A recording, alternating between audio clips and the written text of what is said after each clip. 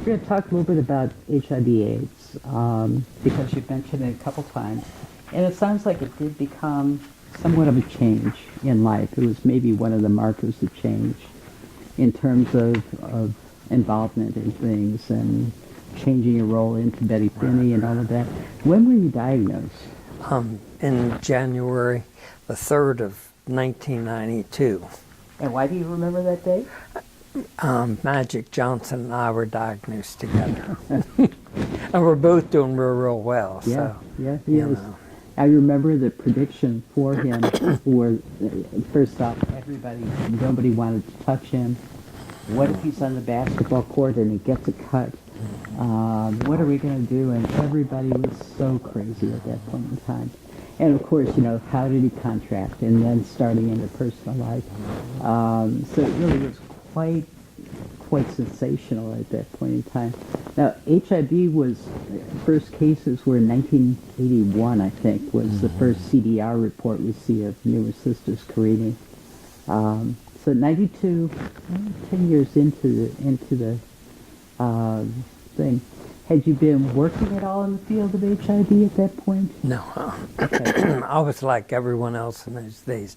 You heard about it, but you hope it just stays out in California or wherever. Okay. Now, I lived in New Orleans 12 years, which is a funny thing. It's a pretty open lifestyle down there. And I did real well down there. I come back to Lancaster, a nice little Christian, quiet community, and I got HIV. Now, that blew my mind. You know what I mean? It doesn't make sense, does it? Unless you think about it a little bit. It does make sense.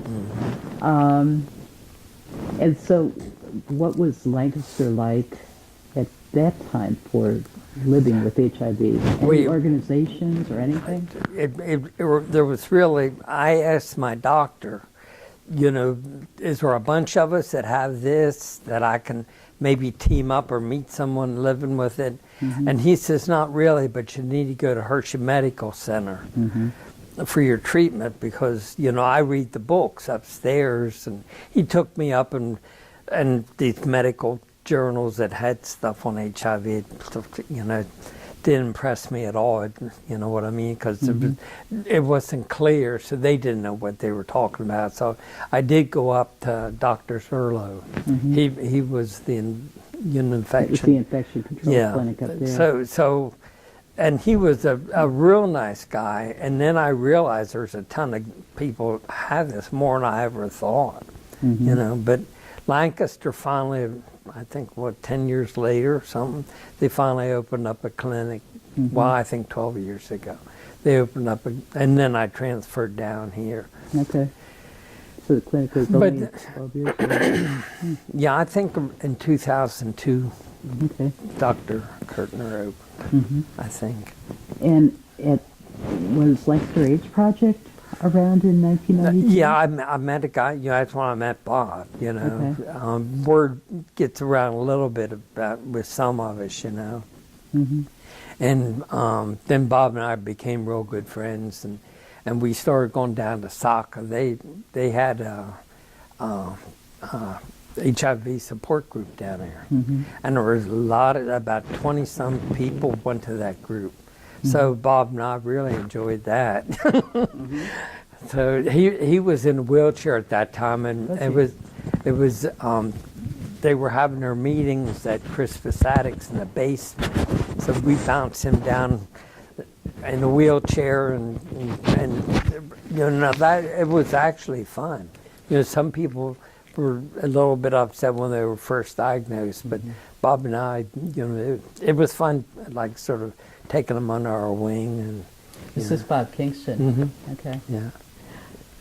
Because I was pastoring in MCC in '87. There wasn't a lot of activity, and I was trying to remember when LAP actually started, when the Lancaster AIDS Project actually began. So it had to have been somewhere in that '87 to '92 period. Yeah. I'm not sure. It was closer to 90. Okay. Like 89, 90. Yeah. Started back in the garage here at Bob's, there on Mulberry Street. Huh. And then got a little office down there on Queen Street.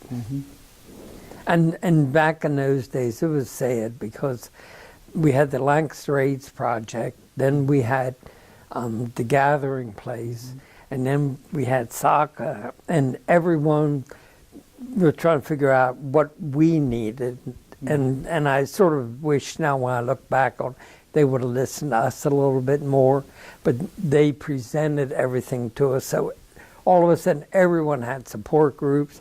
Everyone was having clothing drives, food, you know, and got very confusing. There was a lot of pressure on the agencies to hold on to the people and not let them go over. They found out they were gay. Then Leanne got in with the Lancaster AIDS Project, and then Saka got mad. Then Gathering Place started preaching to us, and you know what I mean. So there was a lot of friction back in there. In fact, it was horrible. You know. Interesting.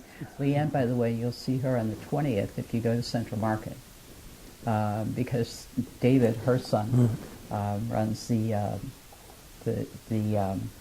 community sing, the flash mob. I'll tell you about that later. Okay. I saw her last year, last couple of years. Yeah, the only time I ever run into Leanne is up at hospice, you know.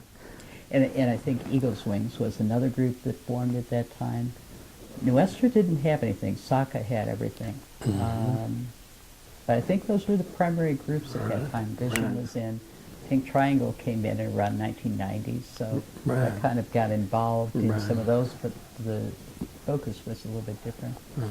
How about, so in terms of care, you were going to Hershey Medical Center, which is about 45 minutes away from here to get care. When you came home, did you have a local doctor too? No. Okay, so just the primary was up there at Hershey. And back in those days, it was really horrible because you got so many pills. Yeah. And of course, half of them wanted to fight the other half after they got in your body, so you were always sick and you know, a lot of health. Just feel like the Dickens, you know. I remember some people talking about the way the meds were acting, and I wondered, would this ever work? You know, how do you get people to take medication, though they're not taking medication today, and it's not as hard. And some of the real rough pills, and you had to take them, but they gave you nightmares. I never dreamed in my life, let alone a nightmare, but nightmares where you woke up and it was obvious you weren't breathing for a while. You know, you're gasping for air, and they were horrible pills. What about, how did you pay for those things? Now, see, I'm lucky because the military covers all my medical, everything. Okay, you didn't have any problems with that? But there were others. You did case management.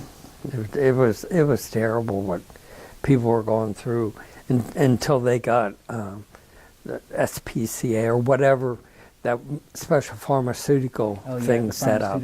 You know, but before that, you know, you almost had to steal medications, you know what I mean, to, you know, have access to them. So I knew people waited till someone set a bottle down or went to visit them and actually sold it, and that was sad, you know. But there was a lot of desperate people back in those days, you know. So. What about family support? How was your family doing then? Were your family still living at that point? The only person that ever knew I was infected was my sister. And it took me 3 months to tell her. And that was horrible. And the poor girl, she's so sensitive. She just was my support all the way till she died. You know, she was there every day for me. Wonderful. Did she live here in Lancaster also? Yeah. In fact, I bought a house, 2 houses from my house. So we basically lived together, you know what I mean? She did all the cooking, and I took her do her shopping, and so we were real close. It was wonderful. And she never flinched about the day that I told her. She hugged me right off the bat. I thought, damn, that's her need, you know, because back in those days, you know, you didn't touch people, and you ran if they sneezed, because, you know. So it was wonderful. I have a wonderful sister. What about in terms of your church involvement? How were they with this? Or did you not tell them? I did go to Pastor Cal even before Darla. Okay. You know, to tell him. And of course, it was all new to him. You know, that church doesn't get HIV; they don't have it. You know, that's the way I felt. You know, so it was new to him, and he liked me coming to him because he said, "Now I can learn what this is about." And big mouth me, he found out. You know? And he was very supportive in all the work that I've done in HIV. You know, like having support groups in church, and you know. I kind of want to touch on that, but I want to compare a little bit. Today we are in 2014.